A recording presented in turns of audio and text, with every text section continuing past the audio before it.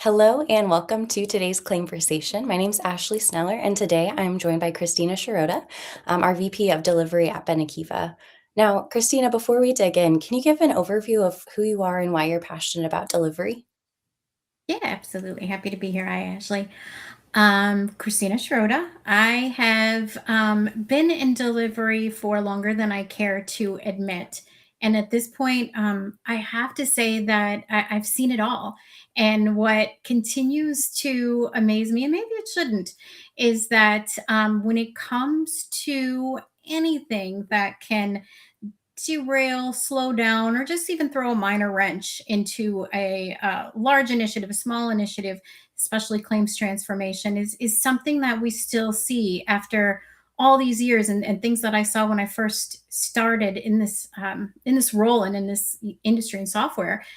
Um, is are they're the same. They haven't changed. So I'm excited to be talking about that and highlighting it and going through the main ways we can try to mitigate that today.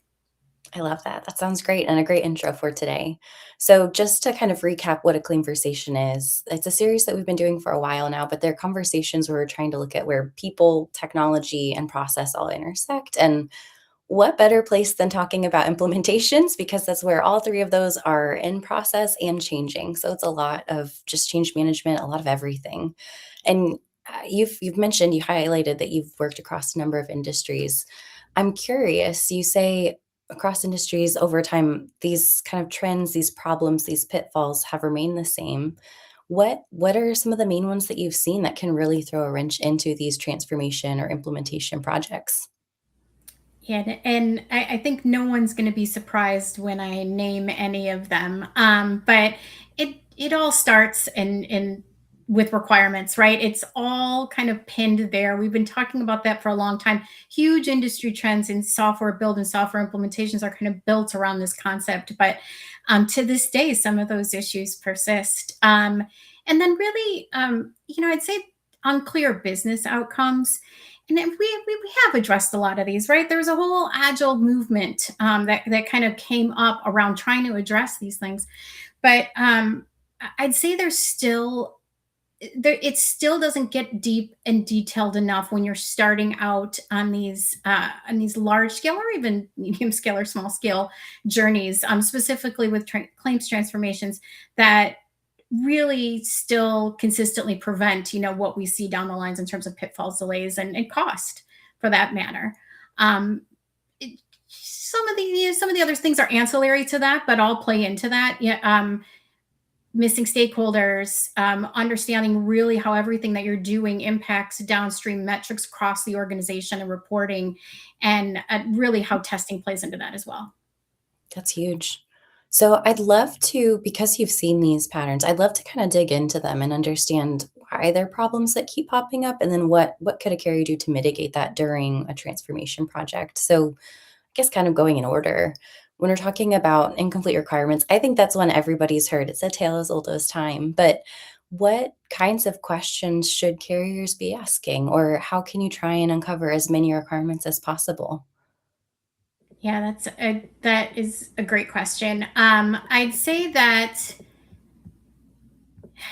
it seems obvious. I think that many times it seems obvious when you're regurgitating it, but when you're in the details, maybe it doesn't seem as much, or we didn't talk about it as much. But a lot of times, we know what we're trying to achieve at a high level, or we know standard business processes, or standard requirements that we're trying to hit. Those are usually uncovered in the sales process, in pre-sales, and in discovery. I'd say that we know the needles we're trying to move internally and externally, right? At the highest level, we want to remove obstacles. We want to mitigate costly mistakes, specifically in claims transformation, to an examiner's day to day. And we want expedient communications and payments to the claimant, right? A lot of times that's where people start. That's their North Star, if you will. And there's always initial numbers associated with that going in, right? Where we want to move the needle, how we want to move the needle. Here's the number of days we want to reduce processing by. Here's the cost per claim we want to reduce by. Here's the number of calls of service we currently know and how we want to reduce that. Um, But I'd say what costs time and money in any implementation, and where we're really not going deep enough in the requirements. And I'd argue probably even more egregiously in the claims transformation initiative, is not having a comprehensive picture of all the pieces and trigger points that are currently preventing or impacting those business outcomes. And when I say that, I mean, we know at a high level, right? We can probably pinpoint some pain points, so maybe interest calculation or some things that are very obvious. um, digital intake, those types of things.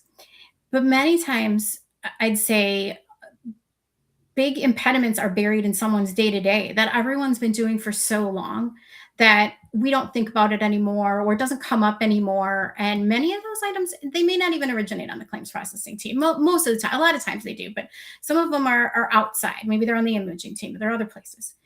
For example, and they just don't come up in your initial requirements discussions in your standard workflows. Maybe a few examples I've seen recently, which you would never think is probably not something you're starting talking about. Automating the population of some loan amounts on correspondence, or specific amounts associated with the claim on correspondence. The time it takes out of a claim processor's day, right? Or where errors can cause costly conversations with claimants down the road. Something almost as obvious but doesn't come up as much, or at least hasn't in initial conversations, is the order of the display of claims details that aids customer service conversations and speeds up those conversations by having all the information in one place. It's these types of things that tend to maybe get buried, maybe not talked about until further down the line. I certainly have a whole list, a whole book, a whole binder, if you will, that maybe even move the needle more. Or if you don't catch them until down the road, now you're recreating builds at a late stage in the game, when we all know what that costs. Yeah, that's huge. Those are some really great examples too. It's interesting because I think a couple of the things you listed do go hand in hand of missing requirements, but also understanding business outcomes and also making sure everyone that needs to have a say is in the room. They all go together of what you just said of um, if you're missing the voice in the room that needs to know what order the status details are in, how do you know to build for it? And so when carriers, I guess when you kick off a project with a carrier, what kinds of questions do you ask, or how do you make sure that the right voices are in the room as much as possible? So this is a tough one, right? And anybody will tell you this, and this doesn't change. I'd say that everybody, well, first of all, usually the folks that are involved, and everybody knows this, really, like, the folks that are involved in your buying process aren't always the folks that are involved in the day to day of the project, right? That's huge. So a lot of times these things, even though we know them, and especially with the breadth of knowledge we have at a claims processing team, we know a lot of these things at a high level going in. But they're usually not involved in those initial conversations, and a lot of times the direction of that has already been set, almost before, right, you even kick off. But I'd also say that something that very straightforward, very kind of stating the obvious again, but everybody has a day job, right? And it's hard to get folks who have a day job to be able to commit large amounts of time or resources, especially to large scale projects, and also especially if it doesn't directly impact your team's day to day. But the key to this, excuse me, is scale and communication. I mean, we can do a lot with virtual communication, with other types of things, with teams and that type of thing.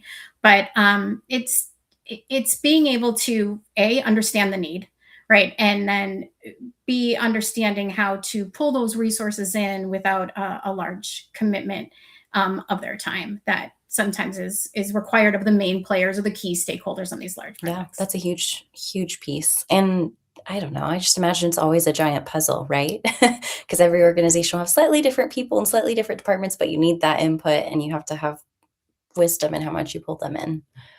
The, That's the back absolutely and forth correct. between. That's and Okay.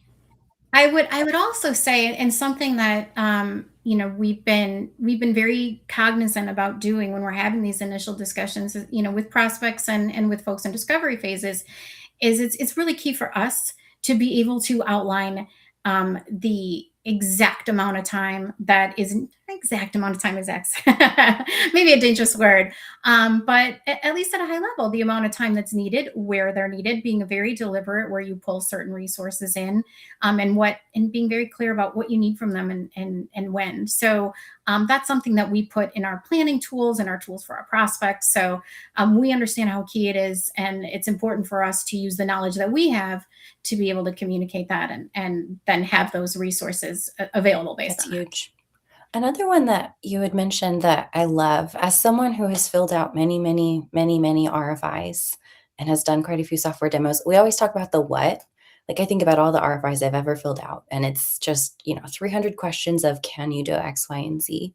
And it's a lot of the what. But I love that even as you're talking about stakeholders, you're talking about the why, because the what doesn't matter if you don't have the perspective of what is this person trying to do. If they're trying to see the information as quickly as possible so that they can respond in real time, that's different than we have it this way because this is how it's always been. But I feel like I like that you always go in with the perspective of why to make sure that what we're building makes sense. Yeah, absolutely. I mean, I'd add on to that, right? It You need to understand the metrics and the business outcomes kind of up and down the scale, right? All the way from, and I think we know this on our team because we have so many people who have actually worked in this industry. From what pain points impact a processor's day to day, and how do we make meaningful impact there, down through how claims data flows throughout an organization, right? Because it doesn't just stop at once a claim is settled or processed, right? That claim data has impact up and down the organization through sales, through accounting, right? They use that. Carriers use that throughout both of those organizations. So how do we make sure that we're addressing those metrics, those pain points, or anything that flows around the claim process day to day as well? The more of those that we can collect across broad stakeholder sections, and the deeper that we can go into them, from discovery, through starting to build and making sure we're touching on those and testing, the better we'll have set up that initiative for Yep, success. that's huge.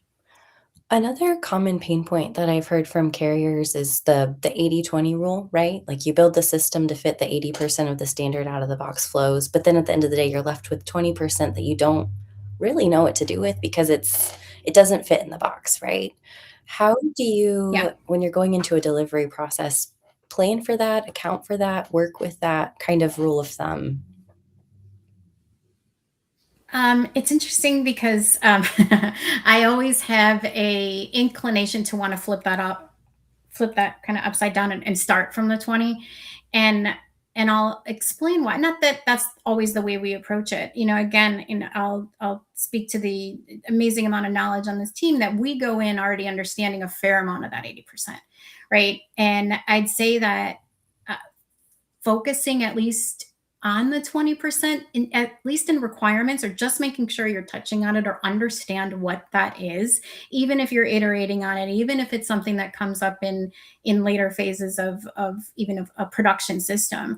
I'd say that 20% is dangerous, right? And the exceptions are many times, and I'd say in claims specifically, because anything can happen, are can what impact those key business outcomes we talked about, right? The longer it takes to process those, the impact it has across all of your metrics that you're really trying to move the needle on. So things like multiple divorces, or things that seem obscure, but probably happen more often than the 20% rule, or it's just a matter of luck when these things Yeah. turn up, that you do need to concentrate on, you need to have the discussions on. I'd say maybe something that came up recently, that came up later in a project build phase, is how often do you process claims where you have riders and the policy, and you have multiple statuses of termination or active across those policies and riders. This was not the first use case we were discussing in discovery, right? Right. That wasn't a standard use case we were discussing in discovery, but it has implications on that workflow that specifically with this one, go all the way back to that first touch that we're building out with the policy administration data flow. So the more of these discussions we're having before we build, the more we have to go back and rework standard workflows and that type of thing. So I actually, because I love to problem solve, and so do many of the folks on our team. These are the challenges; these are kind of the fun ones, but you have to get ahead of them. I guess it would be the moral of the story. Seems like the best thing is to be curious and just ask all the questions. That is a great point. So, another question, or I guess another pain point we hear a lot, reporting, and I mean, I've been in insurance technology for a while on different sides in P&C life and health, like reporting is always hard. It's always more complicated than you think it should be. Why is that? And what do you do during implementation to make sure that the reporting is what it needs to be in such a regulated industry? That's a great point. I think because everybody goes into an implementation with, first of all, this notion that reports are done at the end, so we can talk about them at the end, right? That's first of all, and second of all, because if you say you need a claims data report or a activity report, those things sound really, really simple at the outset, right? They sound very straightforward, maybe I should say.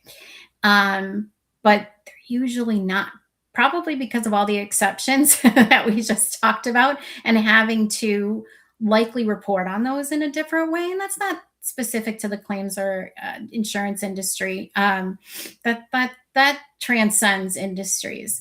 But because we don't typically touch on that until we get there, and then you start to pull on one thread and it just unravels. And when we get there, you're usually later in your build phases of an implementation. These are things are almost always until the end. And it's actually an obvious rule, but that tends to burn you. You need to capture and store data to report on it, plain and simple, right? So I don't think I've been through an implementation, even all that I know, that we haven't found a data point somewhere that needs to be on a report because of a reason that now we have to go all the way back and unwind our way through the workflow to go and find it. And that's why it's complex. That's why these things have major implications, right, to KPIs, to what you're trying to accomplish in an implementation, and especially in a claims transformation initiative. And that's it's a pain point. It's a recurring pain point. It's hard to have I know something that you and I have talked about before is even just definitions of a data point of just because my last system called, GWP this thing doesn't mean that Sure. this system will, or just because like assumptions are made and then assumptions aren't always true because we haven't actually gone through and defined everything. And you can never define every single data point up front, but it's a lot of mitigating as you go to figure out what you need and how to adapt. And that's almost like a mirrored problem of the report problem. This seems really simple at the outset, right? You have X number of pieces of data. Most of it has a straightforward definition, just by virtue of its title. Um, Data dictionaries are probably the most tedious output in a software implementation, even with all the tools that we have today, right? And those certainly have streamlined some of that work, but with ingestion and AI and the like. But you still need someone who does this day to day to define it correctly. Anybody who's familiar with claims processing, and I'm probably very new on the scale compared to some of my peers and some of the clients that I work with, but um, so let's talk about dates. I mean, there's how many different dates are involved in claims processing, and it's very important to have the absolute correct definition, right? Because they drive, when dates aren't defined correctly, that drives all kinds of things that can cause huge mistakes on payment amounts and refunds and interest calculations. And there's 5, 10, 8 of them that all need to be defined correctly. So if you get this right, if heads down, have the right people both defining it and ensuring that it's used correctly throughout the application, even with the 80/20 rule initially, you just save the most immense amount of time with build and testing. That's huge. That's actually a really good segue to what I was gonna ask about next of testing, I feel like testing is very hard to pull off well. What kind of recommendations do you have for carriers as they think about testing and devote time and resources to testing?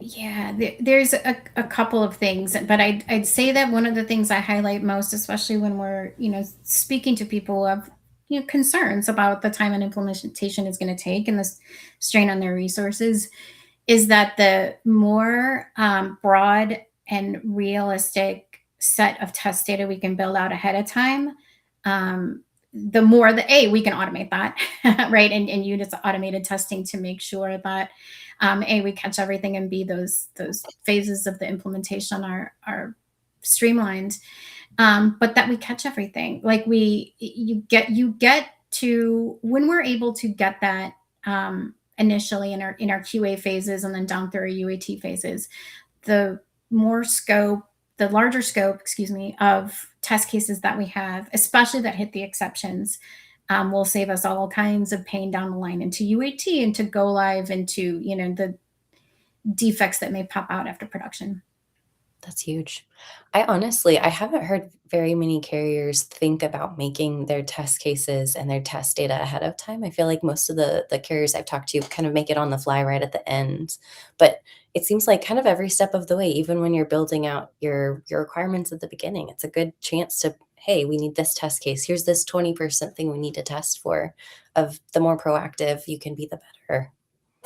Yeah, I'll say that, and I know this is impossible for everyone going through any kind of implementation or specific claims application, but where you can mirror your policy administration, almost policy for policy, is huge. And then anywhere where you can, with that being sort of the gold standard or the ideal, kind of scale from there is closer to the goal. That's huge. And then, so when you think about going about testing, when and how should a carrier think about end-to-end testing? Like, do you go the agile approach of try it every 2 weeks, or how does it actually look practically throughout an implementation? Yeah, you absolutely go through the agile approach, but the quicker that you can simulate your end to end, and obviously you're not going to be able to do that in the first build or what have you, the it, and prep for it, it, the faster we uncover everything that we just talked about, which is the goal at the end of the day, right? Yeah, that's in huge. in many instances, that this is where you catch your data holes, where you catch your integration issues, where you look at the reports and can say, yep, that's where the data is missing, that's where it's not being reported correctly, which means it's probably not being input correctly, which means we might have an issue with one of our integrations, or we may need to update our claims data as a whole. That's where you catch those. The earlier you can catch it, obviously the more you mitigate delays to your implementation as a whole. It's obviously not going to be possible in those first few iterations, but the faster we can get there, or at least start it, even iteratively, just going end to end, even if you're missing some of those processes, I'd say the better off we all are. That's huge. That's really huge. And I think another thing that if we could ask anything for carriers to be proactive about thinking about it, because it really does make a difference. Absolutely. Absolutely. As we're coming in, because we're almost at time and thinking about coming in for a landing, I think we see all the time in the market people promising faster implementations, and it has to be faster and faster all the time. But I mean, clearly there's a lot of complexity. And if you go too fast, you risk losing that 20% or 30% or whatever it ends up being. How should carriers go about balancing those priorities of getting it done well and in a good time? Yeah, it's a great question. And it's really the first question I'm asked in the pre-sales process, right? When we're talking to process, it's a huge concern for everybody, right? First of all, I'd love to highlight here that having a claim system built by claims professionals is huge key to the speed here at Benekiva, what we bring to the table, right? I obviously have to highlight that. I think we're almost ahead of the game when we talk about requirements and discovery, having that knowledge behind us. Um, a lot of the items that we've discussed, our teams have seen, and we get even more knowledgeable with each implementation, but and we are ensuring those questions are asked, those stones are unturned, those gaps are uncovered. We know those, we know what threads to pull at. Um, and I honestly say, do you know what I find is almost a great icebreaker, a great conversation? If you have a conversation with your claims processing team and other members of the team, and that are stakeholders who are input claims processing, like what have been the hugest issues, hugest stories, like what that tends to uncover a lot that actually is valuable in making sure that you can handle some of these situations, right? And it's fun too. But it's at the end of the day, it's a matter of setting realistic expectations, and even with all the tools that we have, even with the AI and automation and ingestion and all those things, that due diligence is still needed, right? And the extra time and participation in these phases may, on its surface, appear to extend cost or timelines. But they always, and I can't stress this enough, pay off dividends in the end to address that. And both the complexity and mitigating delays and errors at the 11th hour, which is something we all want to avoid. Yeah, huge. And I mean, as carriers, we're risk averse. We don't want to have the risk at the end of the day. We want to prepare as much as we can and be proactive. That's huge. I also love you bringing up talking to claims professionals about their crazy stories. Excuse me. It it's fun. It definitely is fun. Just like all of our crazy stories about work or family or whatnot are. But yes, it's fun. Best stories ever for sure. Sorry, I got a frog in my throat. But if I could ask one more question, it would be if a carrier takes one thing away from today's session, what would you want it to be? Um, I'd want it to be like anything else. It's again, I feel like I maybe stating the obvious and or an old adage, but anything. Don't be afraid that we may spend more time in this section than at the end. It may seem like anything else that it's a slow start, or that it's going to that based on how long it may take us to get through requirements, discovery, setting up test cases, and everything else, that it may on its appearance feel like that elongates the process, or it makes for a long and expensive project. But I'd say, like anything else, um, an ounce of preparation, right, is worth a pound of care. So that's what I'd like everybody to take away. I love that. Those are great thoughts. Christina, thank you so much for joining today and sharing your thoughts. We really appreciate your time. And everyone tuning in, thanks for watching. We'll catch you on the next Claimversation. Have a great rest of your day. Thanks, Ashley.